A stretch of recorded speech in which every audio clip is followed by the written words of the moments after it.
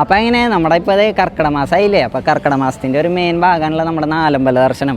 അപ്പോൾ അതേ നമ്മൾ ഇന്ന് നാലമ്പല ദർശനമായിട്ട് നമ്മുടെ അതേ ഫസ്റ്റത്തെ അമ്പലം തൃപ്പരാർ അമ്പലത്തിൽ എത്തിയിട്ടുണ്ട് കേട്ടോ. അപ്പോൾ നമുക്ക് തൃപ്പരാർ അമ്പലത്തിലെ വിശേഷങ്ങളും കാഴ്ചകളും കാണാം കേട്ടോ.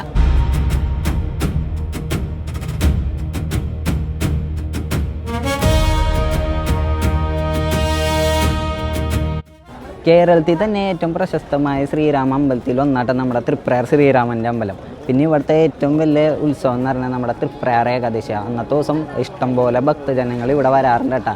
പിന്നെ ഇവിടുത്തെ ഒരു പ്രധാന വഴിപാടും കൂടിയാണ് നമ്മുടെ മീനൂട്ട്. അതൊരു പ്രത്യേകത തന്നെയായിട്ട് ഇവിടുത്തെ.